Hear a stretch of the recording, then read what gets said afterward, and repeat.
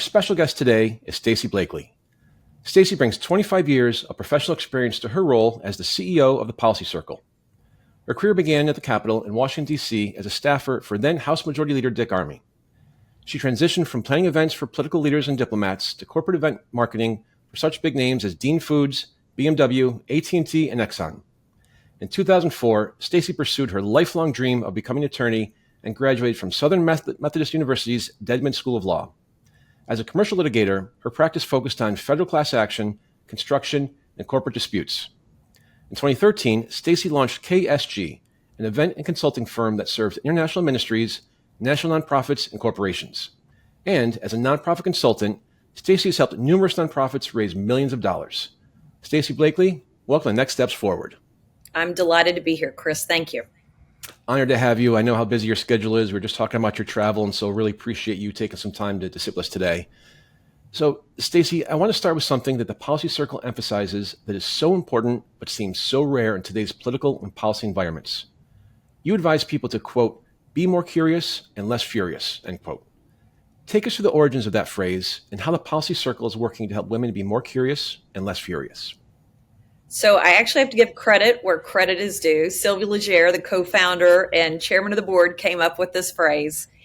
And in the origins of this, Chris, back in 22, what we found was there was sort of this awakening, if you will. And, we could even trace this to schools were closing and there were mask mandates. And you saw folks showing up to school board meetings and being very vocal and maybe aggressive, and they were furious. And so you were getting maybe not as productive of dialogue out of that. And then you've seen a steady stream of things to be angry about since then. I mean, you've seen folks showing up at meetings because they're upset about books or gender. And then you had the summer of the protest and race relations. And so we have really leaned into a philosophy that if you show up or you raise your voice to be heard, it should be done with an informed perspective, but looking to listen, ask good questions, and then be solutions oriented as opposed to just angry. Simple mindset, right? What a novel idea. I know. It's crazy that's an outlier in the world we're living in. The Policy Circle is a nonpartisan grassroots organization that provides a framework to boost civil discourse and civic engagement, as you just highlighted. A lot of people in public office and their supporters seem to enjoy name-calling and criticizing their opponents. So why are civil discourse and civil engagement so crucial in today's society? It's vital. These are foundational principles if we want to live in a free and prosperous society, and one that really cares about each individual flourishing.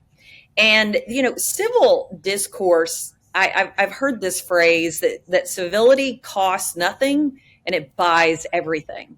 It's really about being collaborative and solutions oriented and showing respect for people, even if you disagree. It's really, there's a quote that I found. This is kind of in that, everything I learned in kindergarten. It's really just about being nice.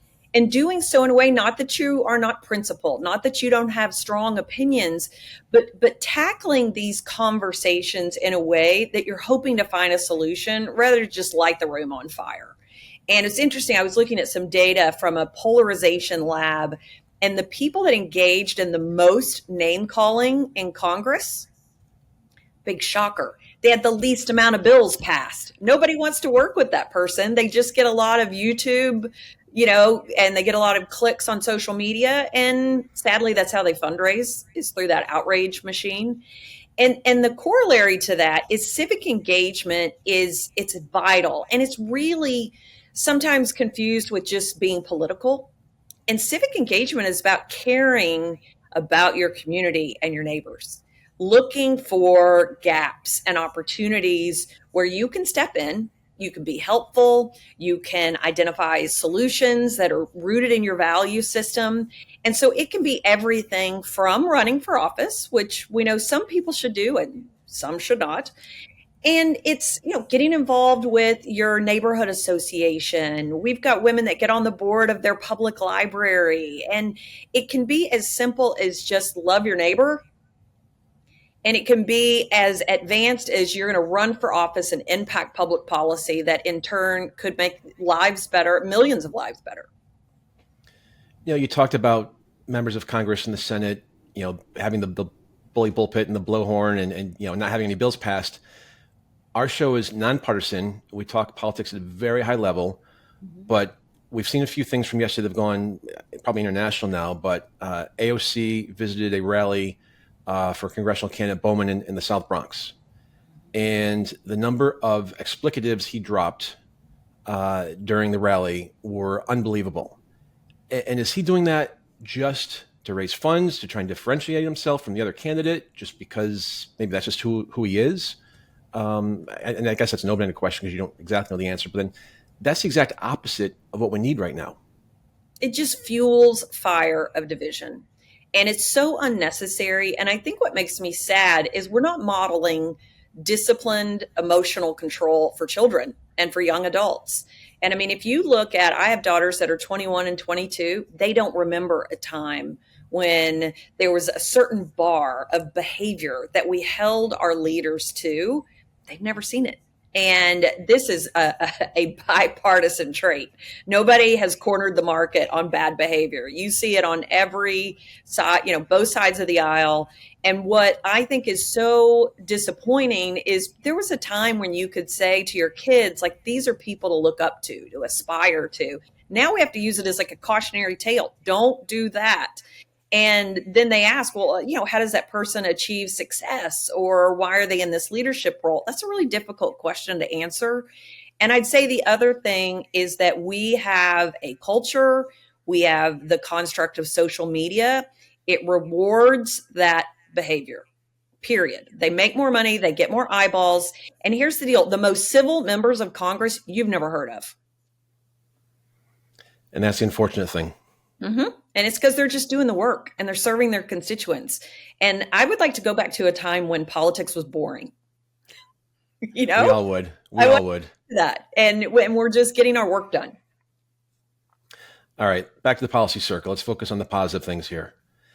Why does the policy circle focus its efforts on getting women involved in public policy and debate? So, we chose, our founders did, to focus on women for a few reasons. First and foremost, women still only hold about a third of elected and appointed roles. That's really across the board. It's pretty consistent. And so we want to see more women who care about freedom, who care about transparent, accountable government, and who are solutions oriented to be sitting in those seats. So for us, it's not just women for the sake of women. It's women that really know what they're doing. They're informed and they're capable, and they really do appreciate the value of free markets and sort of entrepreneurial mindset. And I would say the other reason we focus on this is because women largely have been dictating the outcomes of elections since the 1980s. They out-register and outvote their male counterparts. And so there's a lot of influence that comes with that. And we want that to be where they're informed on a wide range of issues, not voting on just perhaps one issue. And lastly, which I've told you, I think this is fascinating and it's a very interesting phenomenon, is that we're about to see one of the greatest wealth transfers in history. And this will especially benefit women. And you're going to see some real changes based on that distribution of wealth. So let's take each of those points individually. And we'll start with the last one, the wealth transfer. What are the driving forces behind wealth transfer? Where do women fit in? And what part do public policy and women's influence play? So I think this wealth transfer is interesting. McKinsey did a study a few years ago, and I was reading Ellevest did a really great article on this if folks want to check it out. But essentially, women control about 1/3, so about $10 trillion of dollars that are sort of under a woman's management. They expect by the 2030s, which is not that far away, women will control 2/3. That's 30 trillion. And the factors driving this, I'm sorry, Chris, death and divorce. And it's largely inheritance. And women live longer than men. I also saw an interesting fact that millennials have the highest percentage in history of single women. So as they inherit that wealth, they're going to have control of that. And so when you think about what wealth does, it gives people more influence. more opportunities to invest, to start business, to be philanthropic. And we really want women, when they have more influence or financial power, that to be informed influence. And that's super important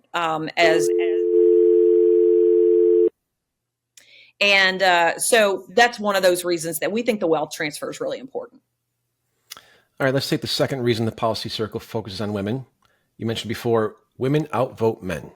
Mm-hmm. You want to ensure that women have the information and knowledge to connect the dots between the issues and outcomes they want for the candidate they vote for.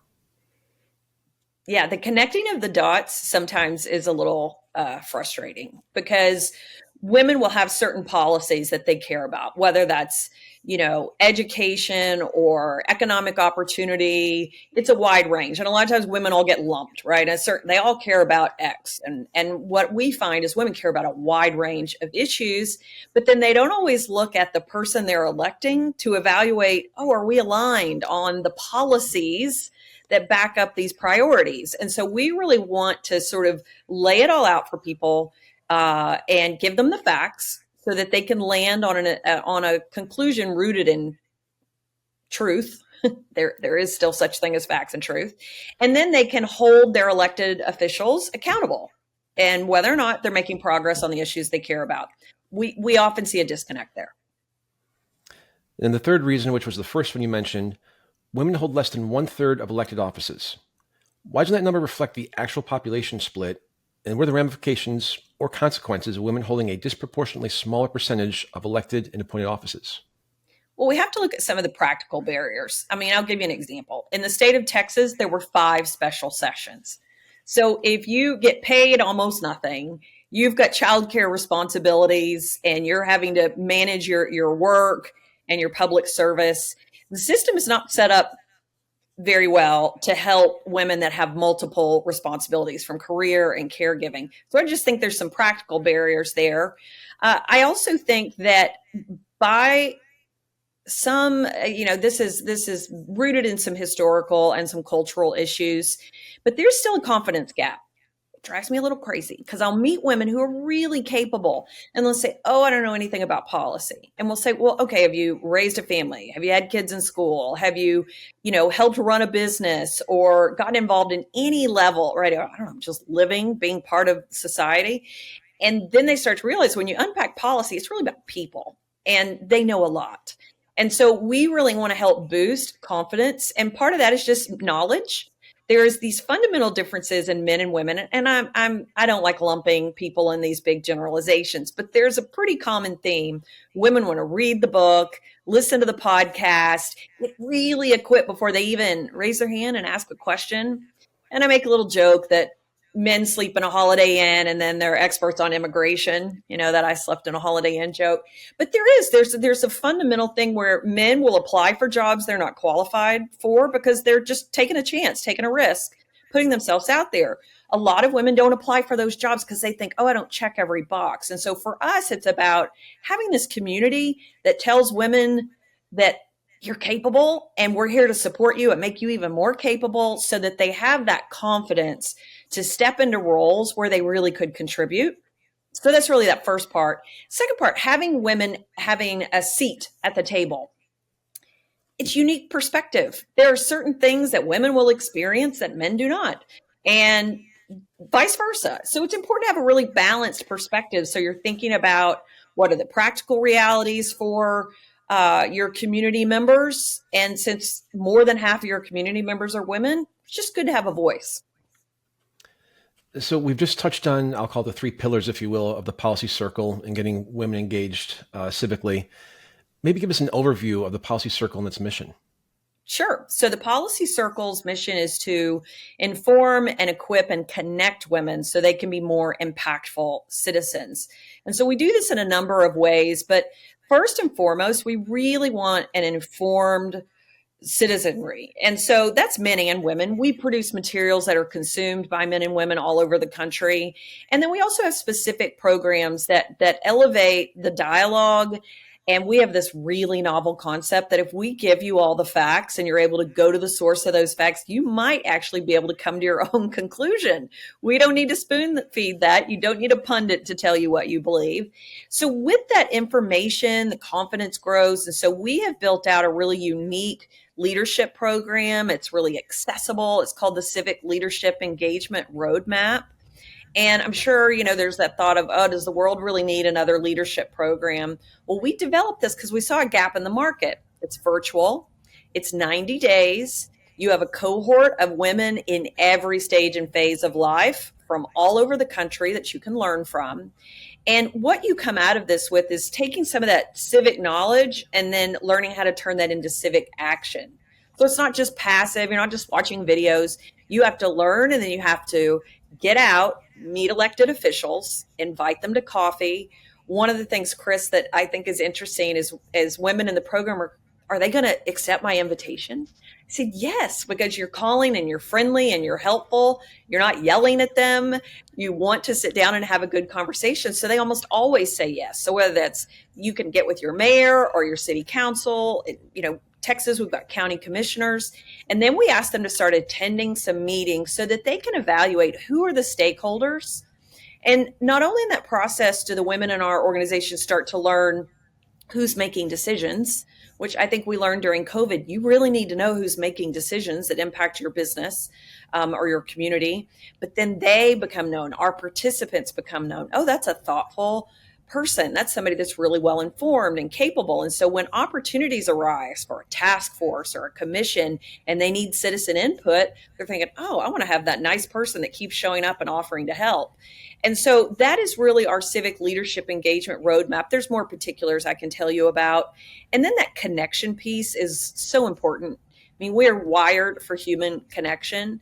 And so between our circle model where people gather and discuss a brief, there's such a connection point there, Chris. What we find often is people will gather friends or colleagues, and then they end up learning something completely new about them. These can be people you've known forever, but the nature of the conversation is so rich. It's so interesting. And so that connection point, we carry that through in regional events. And then we have an annual summit where we feature top-notch speakers and engage in conversations with women. Really will gather from all over the country. And what's great about that is you meet somebody that cares about an issue that you care about. And then, oh, what are you doing that works? So you don't have to reinvent the wheel. So that connection point really matters for us. So I know you view it from a top-down sort of a national level, and you talked about the summit, but are there state chapters, local chapters? Is it just the one national entity itself? So what's interesting about our model is we produce policy circle briefs, and these are multimedia. We source these from a number of excellent partners and vetted sources. And then individually, all over the country, in 48 states, we have about 400 circles. And these circles gather in living rooms and boardrooms. We have a great group in Chicago that gathers in pubs. It's very flexible. And the circle leader can decide who to invite and which topic they want to cover. We have 75 briefs on a wide range of topics. And these are sort of those boots on the ground. They start identifying allies. They really start getting energized about a topic. And with each one of our briefs, we have a discussion guide. And so in that discussion guide, we really want people to focus on local engagement, their local government, what's being spent, what's being done. And I think that that local piece is really important, Chris, because right now you have all-time low approval ratings of the legislative, executive, and sadly now the judicial branch. But 67% of Americans in a recent Gallup poll said they still trust local. And so that is a place, while we provide these broad materials, we have these local groups, they take it and they run with it. People like to your point, local people they know, they go to church with, synagogue, yeah, pickleball, whatever it may be. Yeah, you trust your neighbor far more than a very disconnected politician. And that other piece of local is going to have the most immediate impact. So if you get involved in something, that is where you could have a direct impact. I'll give you an example. One of our CLEAR grads is from Missouri, and she did one of the exercises where she went and met with a local elected official, city council. He said, oh, yeah, by the way, I see where you live. We're about to change all those roads to one way. And she's like, what are you talking about? That's going to decimate businesses. There's a senior living community. That's going to be terrible for their access. He said, well, MoDOT's having a hearing in a few weeks, their transportation authority. No one knew about it. She got all her neighbors involved. It was a relatively new neighborhood, so she really had to go work it and get to know people. She ended up with a significant presence of citizens at that hearing, and she testified she'd never done that before.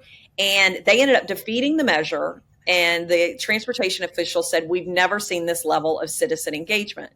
So she didn't run for office, and, she didn't have big accolades, but had a huge impact on thousands of people in her community because she organized, she got rooted in the information, gave data points about why this was damaging, and then she really built coalitions. And so that's just a great example, local impact. Love that. Mm-hmm. My wife always says, if you don't vote, you can't complain. And to your point, if you don't get involved, same thing, you can't complain. Yeah, and the thing is, Sylvie always says you have to, get a clue to have a clue. If you're not asking questions and you're not showing up, you're not going to know about things, period. I mean, local newspapers are sadly, shuttering. Our source of local news is less and less. There are fewer organizations that are thriving at that local level. I mean, think about it. Growing up, you had the Rotary Club and historical societies and things like that really help build the fabric of the community have really suffered. And so I think when you sow into those organizations, you got a little ear to the ground, you hear what's going on, and then you can step in and hopefully advocate for positive solutions or stop things that you think are damaging. So what inspired the creation of the Policy Circle, and how has it grown since its inception? So Sylvie that I mentioned, Sylvie Legere, she lives in Wilmette, just outside of Chicago. Angela Brawley and Kathy Hubbard are both in Indianapolis. And they were all attending some of these policy-oriented events. And what they found is that the men were given seats with the little placard in front of them for these round tables. And the women, even if they were writing the checks, got a seat on the wall. And then they noticed there weren't enough women on stage discussing policy, and they weren't being given opportunities to really drill down on a wide range of issues. They wanted to talk about taxes and immigration and housing. And so they thought, gosh, there's got to be some other women who are interested in these issues. So it really started in 3 living rooms. They combined some good materials and said, let's have our conversation rooted in these good materials. And since then, what has emerged is really a movement and a hunger that we see amongst women. They want the facts. They want to make up their own mind. They want to discuss them, kind of practice building their talking points. And then they want to do something about it. So now we've grown to about 15,000 folks in our broader community. And then we have, as I mentioned before, 400 circles in 48 states. And what's been really exciting for us too, Chris, is we've almost got 1 million views of our briefs. So that brief library I mentioned. And we have a very broad audience when it comes to those briefs. And so we're really influencing the conversation, giving people access to resources they're not going to get in their Daily Mail or TikTok. And we also are seeing the fruit of inspiring, equipping, and really launching local leaders. 1 million views of the briefs. That's amazing. So what are some of the key topics covered in your Policy Circle briefs, and how are these topics chosen? So we do surveying. But first and foremost, we want to find out what does our community care about? What's on their radar? We'll also often look at the legislative priorities, things that we know are going to be hot topics. You can't help but look at the news cycle. And there's plenty of polling nationally about what are the issues that people care about. We also look at the Supreme Court. Those are typically going to be some bigger topics that we need to be ahead of so that people have some foundational knowledge. So when a decision comes out, they don't just have to believe what the newspaper said. They know, oh gosh, this is what the Constitution actually says. And so we utilize all those factors to really build out what I would say are 3 buckets of briefs. One is just civic knowledge. We have a civic literacy crisis in the United States. 70% of Americans cannot pass a basic 8th grade civics quiz.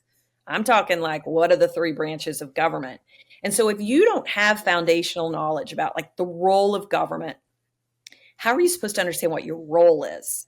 And if you don't understand fundamental principles of the Constitution, you're going to be very quick to fall for people saying, oh, you're entitled to X. Well, you may not be. And so it's important to have that foundational knowledge. So we have some of our most popular briefs. What's the role of the U.S. Senate? How does the judiciary function? We're about to have a new brief this year, understanding cabinets and agencies.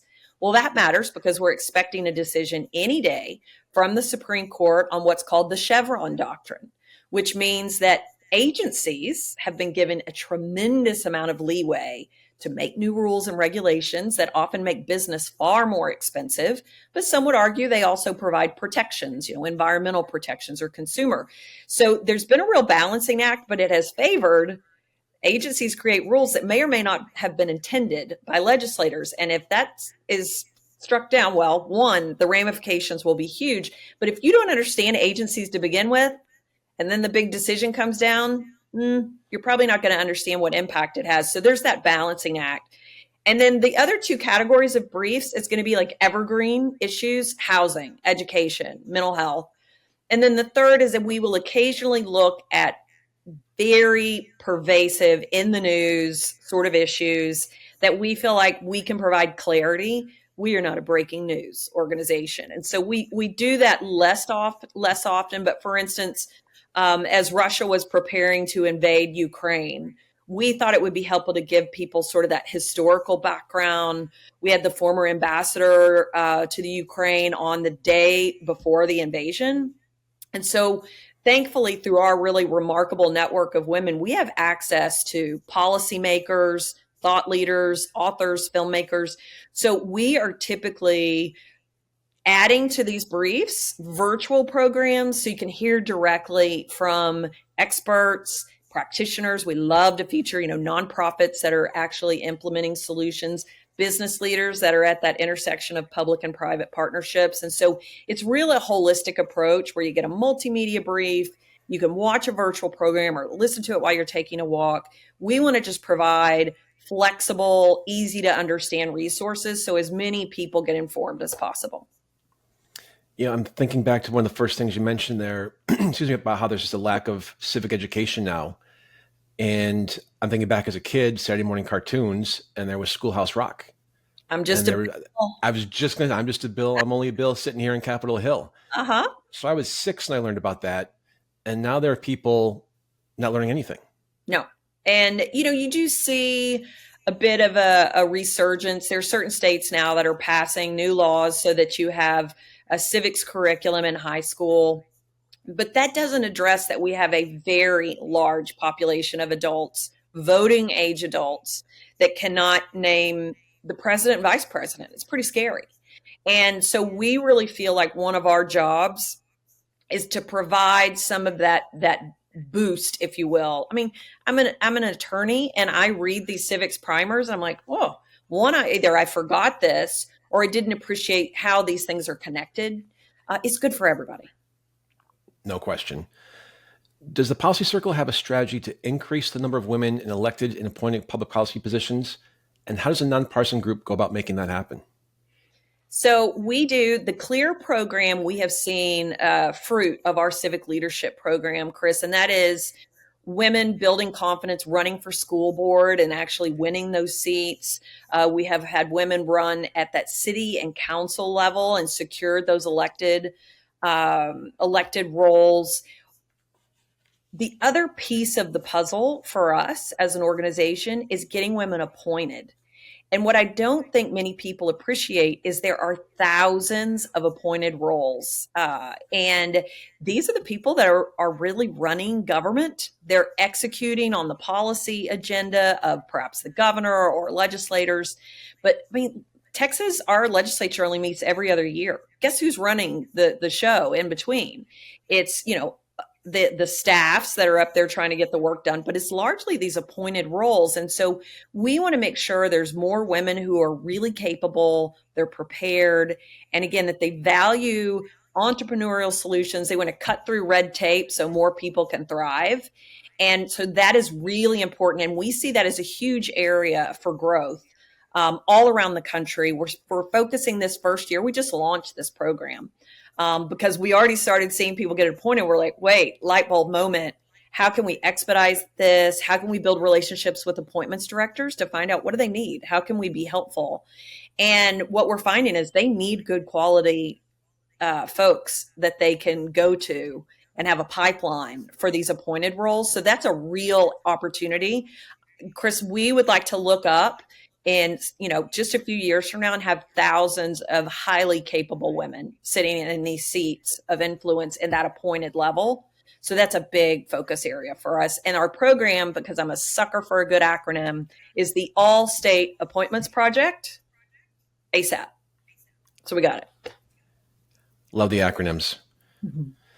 Stacy, there are two gaps in politics and policy that the policy circle is concerned about. The first is the confidence gap, and the second is the competence gap. Would you describe each of those gaps and their impacts, and also share what the policy circle is doing to address them? Well, as I mentioned before, there are many women that just self-sideline themselves. They just immediately assume they're not qualified.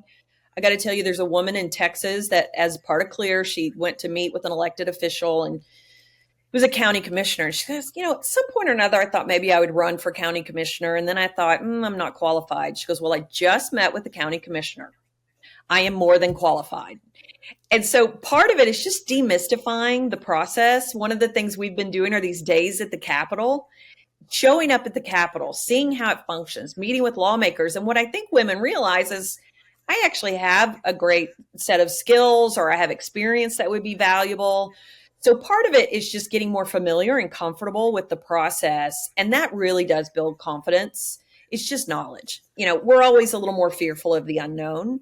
And as I mentioned before, women kind of take themselves out of the running before they've even taken a chance. So part of this is fostering a little bit more of a risk-taking mentality amongst women, boosting their confidence, and knowing that even if they run and they don't win first time around, wildly beneficial process. I mean, we've had so many women that I've talked to that run and they're like, well, I think I learned more about myself running and losing than I did when I eventually, won or secured some seat. And so there's just tremendous value in sticking your neck out, taking a chance. It raises your profile. One of the things I've been doing is I've been talking to different groups about the business case for civic engagement. And what we try to encourage women to do is like, hey, not only stepping up to serve your community and doing your part, but it elevates your profile professionally. Now, I'm not saying this is a good pattern, but I did talk to a woman who runs because her party puts her face on billboards, and she's a personal injury lawyer and she likes to have her face on billboards. I'm not saying that's a good plan, Chris, but it does elevate your profile as a leader, and you meet people through the process you wouldn't meet otherwise. But at the end of the day, if you are not competent, capable, and informed, you're not doing anybody any favors. You're going to harm yourself. You're going to harm your community. You're going to wreck your reputation and your social capital. You put it all out there and then you show up and you're not ready. One of the things that Kim Borchers runs our CLEAR program. Both of us are from the country. I grew up in a small town in Texas and she's in Kansas. And we always talk about, well, what happens if the dog catches the truck? Right? You get all excited, you run, and then you end up in this position of influence and you're not ready. That's the last thing we want. And so we want highly competent, prepared women. And unfortunately, I think we see a lot of folks that get the seat and then they have no idea what they're doing. We were blessed to have Kim on a few months ago. And so I appreciate you raising her because she is, as most people are in the policy circle, just an absolute rock star, and just love her leadership and her vision. And so I appreciate you raising her name there. Mm-hmm. Part of being curious, not furious, means having informed influence. What's the difference between speaking up or having influence in a policy venue and having informed influence? Well, I think, unfortunately, and this is even happening in like civics curriculum, people confuse that civic engagement with activism. And I think often the activism, and it's one issue, it's my way or the highway. You see the protest on college campuses. That is not constructive civic engagement. It's disruptive, it's divisive, and they didn't even know what their demands were, right? Like that, they're just not accomplishing anything. And so I think for us, it's really getting a sense of what are the issues and unpacking those issues, because you say, oh, I care about housing. Well, do you care about affordable housing? Do you understand what's going on in the homeless situation? How important is job creation to having more folks, more demand, right? You look at a place like Texas, we've got a huge demand for housing and a real challenge there. So it's unpacking these issues so that you really are informed, because none of this happens in a vacuum. And we are not big fans of that like bumper sticker solution. You need to unpack the issues and get informed and understand how all these things work together. It's going to make you so much more effective. So we've been talking about the policy circle. Let's talk about your career a little bit. So we mentioned you spent some time on Capitol Hill working for the then U.S. House Majority Leader, but then you went after your lifelong dream of going to law school. Mm-hmm. What made you want to go to law school, and what were your grand ambitions there? Well, I have to tell you, Chris, I grew up in a small town, and I was the first in my family to go to college, which on both sides, which my dad was convinced it was like a scam to get money for 4 years out of him, which may have been a little bit true. But I was so always growing up, I just had this hunger for knowledge. I loved, being a student. And so somewhere on the debate team, and maybe I watched LA Law or something as a kid, I don't know. I didn't have any attorneys around me, but I have this funny little drawing I did in first grade. And I don't know if you remember these. They would do the silhouette. Remember, it'd be like a piece of transparent paper on the black construction paper that fades over time. And I had in there, I wanted to be a model or a lawyer. The modeling gig did not work out, but I did pursue my lifelong dream of being an attorney. And, there's something so empowering about getting the knowledge that you're hungry for. And boy, if you want knowledge, go to law school. It's like, drinking from a fire hydrant. And I loved how we would unpack a case and understand the people and the situation. And even when I was practicing law, my favorite part was, you meet with the client and you dig in that preliminary piece of understanding what are the issues, how did we get here. But unfortunately, I was in commercial litigation, and let's just say you're not getting people at their happiest or best. And the business of law, like law firms, it doesn't reward efficiency. It's like, who can bill the most hours, who can be there first and leave the latest. And I really struggled with that structure. I also had both my daughters while I was in law school because I was an older student. I did a little career on Capitol Hill and event marketing as in my 20s. And it's really hard to have two babies and leave when they're still asleep and to get home when they've already gone to bed. And so I looked for more flexible pathways in practicing law. And ultimately, I decided that I need to take the knowledge. You really learn how to read people. You become a great writer, really persuasive. You're very detail oriented, much to my team's they're probably annoyed with that. But you can take those skills anywhere. And I started doing some work in 2010, trying to bring the Olympics to Dallas. That clearly did not work out. But in that process, you have to have like a legacy piece. And so I got to know the nonprofits in the Dallas community. And I just fell in love with the work, the people they were serving. And so I started a consulting group that really tried to help them elevate their game, better fundraising, better constituent communications, better community engagement, and then better events. Because I don't know about you, but I would love nonprofits, but I literally wanted to pay so I didn't have to go to their event. And so my hope was that you could turn those into storytelling opportunities, something that carries over quite well into the work I do at the Policy Circle now. But yeah, I heard somebody say the other day, my path has not been a straight line, but I just keep moving forward. I know you appreciate that. No question. So you've been involved in public policy on the public and the private sector sides in key roles. What advice would you give to women who are interested in pursuing a career in public policy? So my daughter's actually 21 and just has recently caught the policy bug. And really what I tell her is get as many experiences under your belt as possible. So through the policy circle, she met the mayor of Fort Worth, the remarkable Maddie Parker, and she went to work for her as an intern. I was like, just go work for free. And then she went last summer and was an intern on the Hill, which that's not an easy job. And it can be challenging, but you get a real sense of how that political machine and the legislative process works. And now she's in Texas, getting a sense of what's going on here. And so my advice would be the same.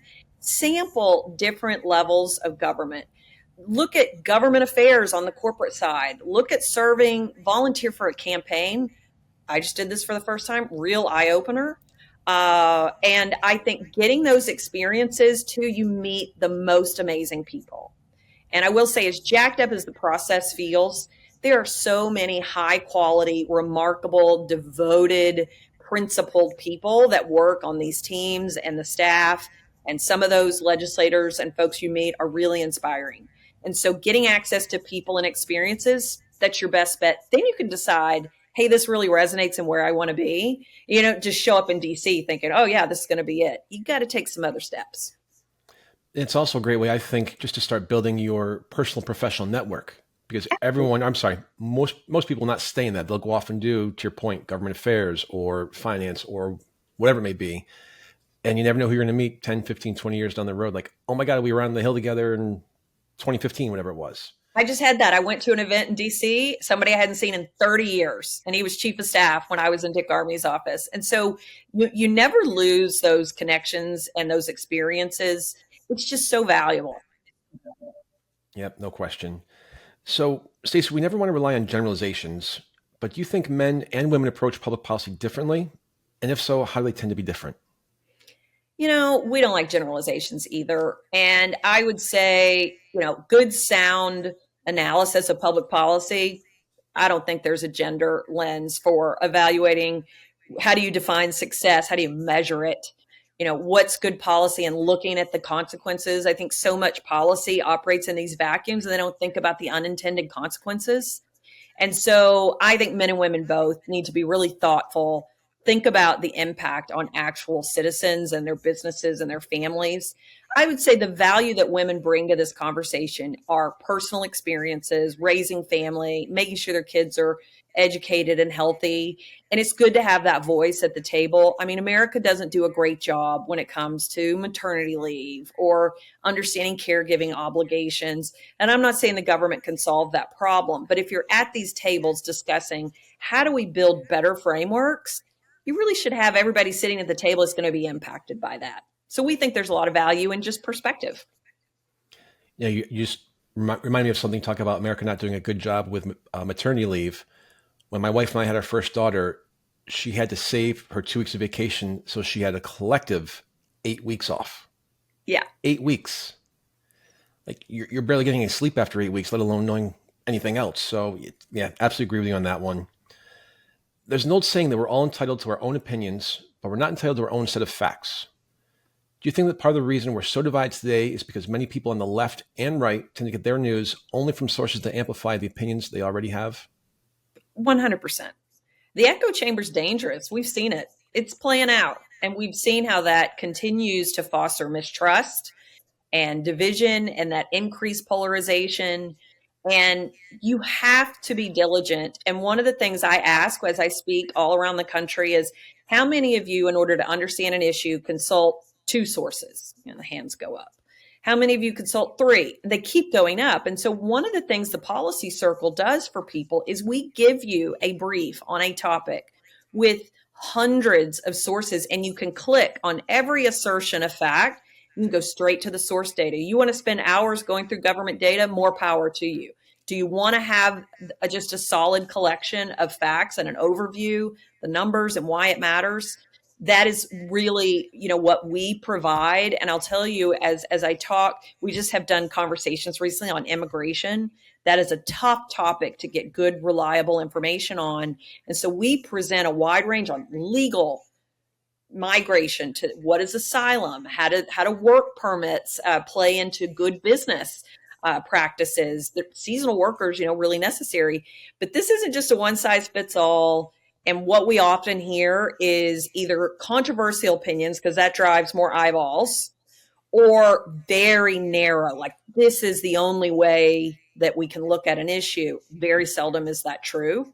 And so we really encourage people to be discerning about their sources, understand that we have a great source we like to rely on called All Sides Media, and another is a great search engine called FreeSpoke, because it'll tell you like this is coming from the left and the right, and it's like pretty transparent. So I'd say being good consumers of the news, and then hopefully they want to be part of our community and get access to the resources we provide, because that gives you a shortcut to having all the sources put together for you already. So we talked about the million views of your policy briefs earlier in the show. Which briefs seem to be the most popular? And do you know who's reading those briefs? Is it conservatives, liberals, moderates, in between? We do have some analytics on this. So like we had 20 million web impressions last year, Chris, largely driven by people searching and landing on the briefs. And what was interesting to us is 40% of those were 18 to 26. I kind of love that. That's exciting to us. Now, they just may be in a college course and they're digging around and need a good, reliable source. That's fine. Come to us. We've got good facts and we're happy to provide those. We also have about 40%, 60% women, or 40% men, 60% women reading our briefs. So that's a good balance. We want to educate all those folks. Now, Google Analytics is not going to tell us political affiliation. But as we survey our community, we're learning more and more about that. That's part of, what we're building a new platform so we can understand that.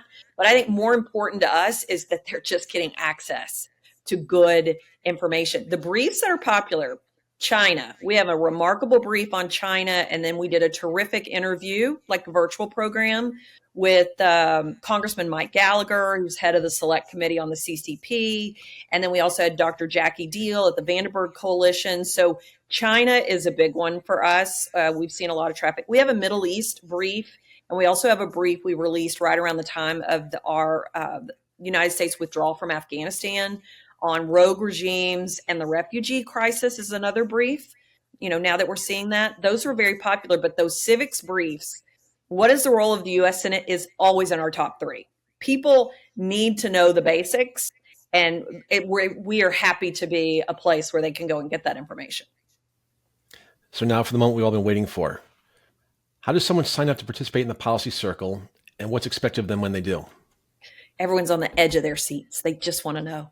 So the policy circle has an interesting, flexible framework. We like to kind of meet people where they are.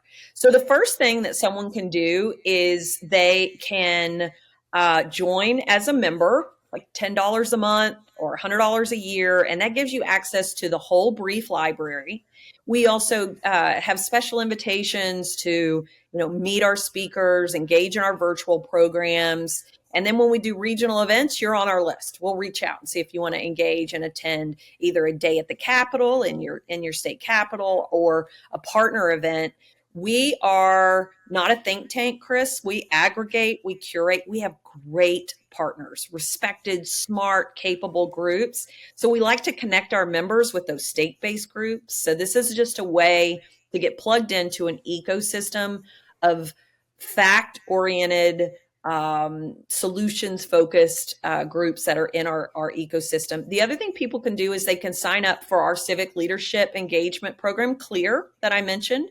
We have another class starting on September 1st. There are still some slots available. This is a 3-month commitment. It's not expensive. We have scholarships available too. It is a great way to get to know fabulous women all over the country who care about their communities and country, but it also really starts to boost your skill set.